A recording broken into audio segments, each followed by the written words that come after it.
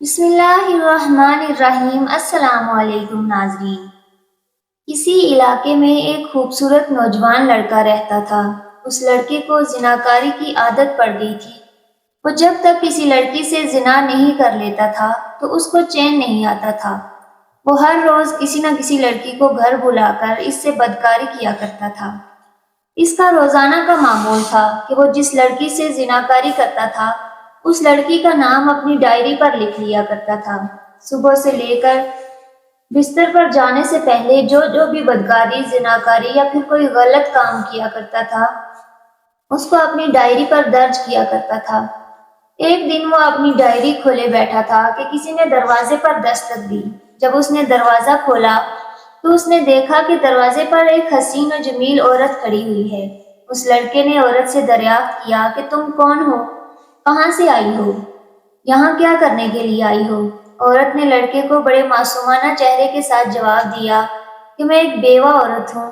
میرے خاوند کو مرے ہوئے کئی عرصہ گزر گیا ہے۔ میں اپنے بچوں کے ساتھ بڑی مشکل سے گزر بسر کر رہی ہوں۔ میرے بچے گھر میں بھوک اور پیاس سے تڑپ رہے ہیں۔ آپ کی مہربانی ہوگی اگر آپ میری کچھ مدد کر دیں گے۔ لڑکے نے عورت کا حسن و جمال دیکھا تو اس کی نیت خراب ہو گئی تھی۔ نوجوان نے عورت کو گھر میں بلا لیا۔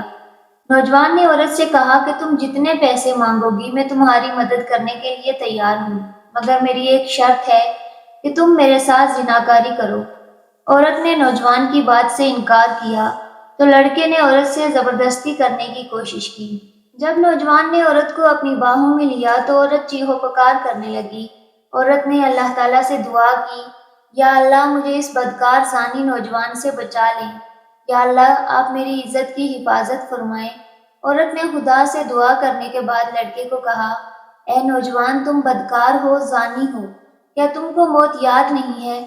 اپنی حرکتوں سے باز آ جاؤ۔ موت نے تو بڑے بڑے سرداروں اور بادشاہ کو نہیں بخشا ہے، تو اللہ تعالیٰ سے اپنے گناہوں کی توبہ کر لے، ورنہ اللہ تعالیٰ تم کو معاف نہیں کرے گا۔ تمہارا حال بہت ہی برا ہوگا۔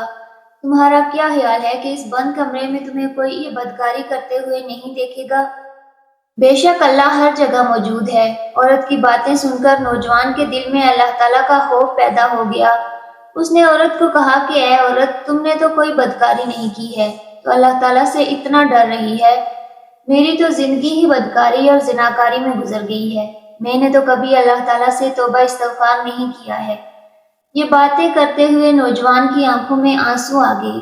اس نوجوان نے حسین و جمیل عورت سے کہا کہ میں تمہارے ساتھ کوئی بدکاری نہیں کروں گا، تم سکون سے اور آرام سے بیٹھ جاؤ۔ اس نوجوان نے اس لڑکی کو کھانے پینے کی چیزیں اور کچھ رقم دے کر بھیج دیا۔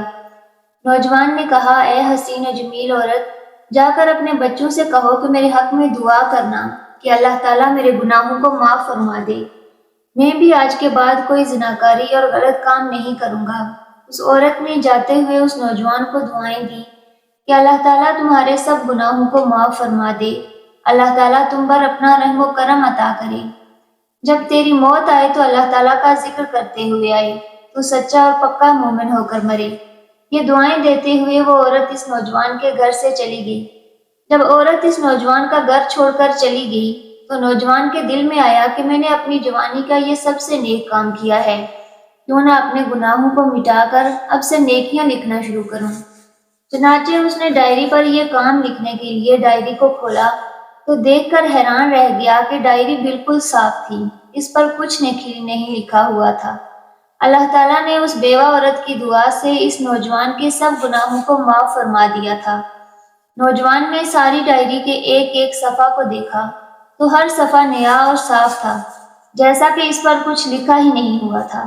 وہ اپنی ڈائری کھولے ہوئے بیٹھا کہ اس بندے کو ایک غائب سے آواز آئی، اے اللہ تعالیٰ کے بندے، اللہ تعالیٰ نے تمہارے سارے گناہوں کو معاف فرما دیا ہے۔ اللہ تعالیٰ تمہارا بن چکا ہے، تو اللہ تعالیٰ کا بن چکا ہے۔ جب تیری موت آئے گی تو وہ ایمان پر ہی آئے گی۔ اس دن کے بعد وہ نوجوان ہر وقت اللہ تعالیٰ کی عبادت میں مصروف رہا کرتا تھا۔ اللہ تعالیٰ سے دعا ہے کہ اللہ تعالیٰ ہم کو نیک کام کرنے اور برے کاموں سے نیکی کی ہدایت عطا فرمائے، آمین۔ ناظرین اگر آپ کو آج کی ویڈیو اچھی لگی ہو تو لائک، شیئر اور سبسکرائب